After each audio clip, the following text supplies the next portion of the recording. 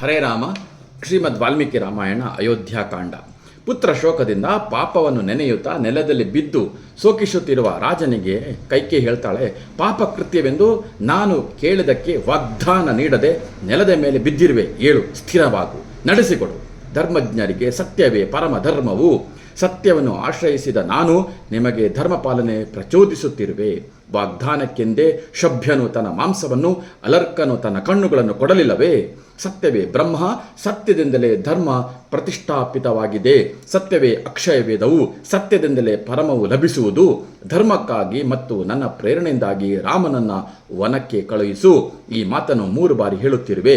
ಇದನ್ನು ನೀವು ಮಾಡದಿದ್ದರೆ ನಾನು ಪರಿತ್ಯಕ್ತೆ ಎಂದು ತಿಳಿದು ಜೀವವನ್ನು ತ್ಯಜಿಸುವೆ.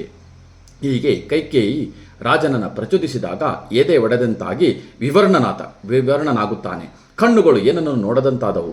ಹೇಗೋ ಧೈರ್ಯವಹಿಸಿ ಕೈಕೇಯಿಗೆ ಪಾಪಿ ಮಂತ್ರಗಳೊಂದಿಗೆ ಅಗ್ನಿಸಾಕ್ಷಿಯಾಗಿ ಕೈ ಹಿಡಿದ ನಿನ್ನನ್ನು, ನಿನ್ನ ಪುತ್ರನನ್ನು ತ್ಯಜಿಸುತ್ತಿರುವೆ. ಬೆಳಗಾಗುತ್ತಿದೆ. ಜನರು ಅಭಿಷೇಕಕ್ಕೆಂದು ತ್ವರೆ ಮಾಡುತ್ತಿದ್ದಾರೆ. ರಾಮಾಭಿಷೇಕಕ್ಕೆ ಸಂಗ್ರಹಿತಾದ ವಸ್ತುಗಳಿಂದಲೇ ನನ್ನ ಉತ್ತರ ಕ್ರಿಯೆಯಾಗಲಿ. ನೀನು ನಿನ್ನ ಪುತ್ರ ನನ್ನ ಉತ್ತರ ಕ್ರಿಯೆಯನ್ನು ಮಾಡಬೇಡಿ. ಜನರ ಹರುಷ ಮುಖ ನೋಡಿದ ನಾನು ಅವರ ಬಾಡಿದ ಮುಖವನ್ನು ನೋಡಲಾರೆ ಎಂದನು. ಅಷ್ಟರಲ್ಲಿ ಪ್ರಭಾತ ಕಾಲವಾಯಿತು. ಕ್ರೋಧದಿಂದ ಹುಚ್ಚಲಾಗಿದ್ದ ಕೈಕೇಯಿಯು ಹೇಳಿದಳು, ನಿಮಗೆ ರಾಮನನ್ನು ಪಟ್ಟದಿಂದ ಇಳಿಸಲು ಕಷ್ಟವೆಂದು ನನಗೆ ಏಕೆ ವಿಷಯುಕ್ತವಾದ ಮಾತುಗಳನ್ನು ಆಡುತ್ತಿದ್ದೀರಿ? ನನ್ನ ಮಗನಿಗೆ ರಾಜ್ಯ, ರಾಮನಿಗೆ ವನವಾಸ ನೀಡಿ ನನ್ನನ್ನು ಕೃತಕೃತ್ಯಳಾಗಿಳಿಸಿ ಎಂದಳು.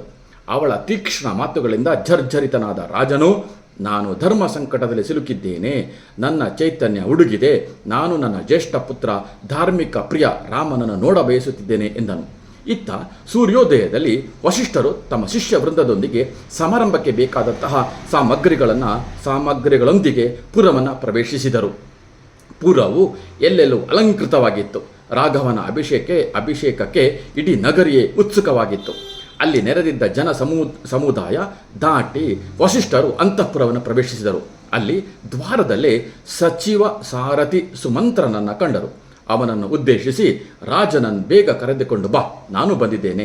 ಎಲ್ಲ ಗಂಗೆ ಹಾಗೂ ಸಾಗರದ ಜಲ ತುಂಬಿದ ಕಲಶಗಳು, ಪೀಠ, ಗಂಧ, ರತ್ನ ಮೊದಲಾದ ಸಾಮಗ್ರಿಗಳು, ಅಶ್ವ, ಗಜ, ಗೋವು, ಪಲ್ಲಕ್ಕಿ, ಪೀಠ, ಛತ್ರ, ಚಾಮ್ರ ಮೊದಲಾದವುಗಳು ಎಲ್ಲವೂ, ವಾದ್ಯದವರು, ವಾರಂಗನೆಯರು, ಬ್ರಾಹ್ಮಣರು, ಪುರ ಪ್ರಮುಖರು, ಸಾವಿರಾರು ಪ್ರಿಯ ಜನರು ರಾಮನ ಅಭಿಷೇಕಕ್ಕೆ ಉಪಸ್ಥಿತರಾಗಿದ್ದಾರೆ. ಮಹಾರಾಜರಿಗೆ ಬೇಗ ಬರುವಂತೆ ಮಾಡು ಎಂದರು. ವಸಿಷ್ಠರು ಹೇಳಿದಂತೆ ಕರೆತರಲು ಸೂತ ಪುತ್ರ ಸುಮಂತನು ಅಂತಃಪುರಕ್ಕೆ ಬಂದನು. ರಾಜನ ಬಳಿ ನಿಂತು ಸ್ತುತಿಸತೊಡಗಿದ್ದನು. ಸ್ತುತಿ ವಾಕ್ಯಗಳು ಮುಗಿದ ನಂತರ ಹೇಳಿದನು, ರಾಜರೇ, ನಿಮ್ಮ ಆಜ್ಞೆಯಂತೆ ರಾಮನ ಪಟ್ಟಾಭಿಷೇಕಕ್ಕೆ ಎಲ್ಲವೂ ಸಿದ್ಧವಾಗಿದೆ. ಪುರ ಜನರು, ಮುಖ್ಯರು ಎಲ್ಲರೂ ಬಂದಿದ್ದಾರೆ. ಭಗವಾನ್ ವಸಿಷ್ಠರು ಕೂಡ ಬ್ರಾಹ್ಮಣರ ಜೊತೆಗೆ ಬಂದಿದ್ದಾರೆ. ಪಟ್ಟಾಭಿಷೇಕ ಕಾರ್ಯವು ಆರಂಭಿಸಲು ಅಪ್ಪಣೆಯಾಗಬೇಕು. ತಮ್ಮ ಉಪಸ್ಥಿತಿಯು ಬೇಕು ಎಂದನು. ಅವನ ಅಭ್ಯಕೀರ್ತನ ಹಾಗೂ ಪ್ರಶಂಸೆಯ ಮಾತುಗಳನ್ನು ಮತ್ತು ಶೋಕದಿಂದ ಕೂಡಿದ ರಾಜನು ದುಃಖ ತಪ್ತ ಕಿಂಗೆಣ್ಣುಗಳಿಂದ ಅವನೊಡೆಗೆ ತಿರುಗಿ, ನಿನ್ನ ಮಾತುಗಳು ನಿಜವಾಗಿಯೂ ನನಗೆ ಮರ್ಮಾಘಾತವನ್ನು ನೀಡಿ ಬಲಹೀನನಾಗಿಸುತ್ತಿದೆ ಎಂದನು. ಸುಮಂತ್ರನು ಅವನ ದೀನ ಕಾರುಣ್ಯ ಸ್ಥಿತಿಯನ್ನು ನೋಡಿ ಕೈ ಮುಗಿದುಕೊಂಡೇ ಸ್ವಲ್ಪ ಹಿಂದೆ ಸರಿದನು. ರಾಜನು ಏನು ಮಾತನಾಡಿದ್ದಾಗ ಮಂತ್ರಜ್ಞೆ ಕೈಕೇಯಿಯೇ, ಸುಮಂತ್ರ ರಾಮನಿಗೆಂದು ಹರ್ಷಿತರಾಗಿ ರಾಜನು ರಾತ್ರಿ ನಿದ್ರೆಯೇ ಮಾಡಲಿಲ್ಲ. ಜಾಗರಣೆಯಿಂದಾಗಿ ಬಳಲಿ ಅವರಿಗೆ ಈಗ ನಿದ್ರೆ ಬರುತ್ತಿದೆ. ಆದ್ದರಿಂದ ಕೂಡಲೇ ನೀನು ರಾಜಪುತ್ರ ರಾಮನನ್ನು ಕರೆದುಕೊಂಡು ಬಾ, ಚಿಂತಿಸಬೇಡ ಎಂದಳು. ಮಂತ್ರಿ ಸುಮಂತ್ರನು ರಾಜನ ಮಾತನ್ನು ಹೇಳದೆ ನಾನು ಹೇಗೆ ಹೋಗಲಿ ಎಂದಾಗ ರಾಜ ದಶರಥನು, ಸುಮಂತ್ರ, ನಾನು ರಾಮನನ್ನು ನೋಡಬೇಕು, ಆ ಸುಂದರನನ್ನು ಕರೆದುತ್ತಾ ಎಂದು ಹೇಳಿ ಮನದಲ್ಲಿ ಅವನಿಂದಲೇ ನನ್ನ ಕಲ್ಯಾಣ ಎಂದು ಹೃದಯದಿಂದ ಆನಂದಿಸಿದನು. ಕೈಕೇಯಿಯು ಅವನನ್ನು ಅವಸರಿಸಿದ ಬಗ್ಗೆ ಯೋಚಿಸುತ್ತಾ ರಾಜಾಜ್ಞೆ ಪಡೆದ ಸುಮಂತ್ರನು ನಿರ್ಗಮಿಸಿದನು.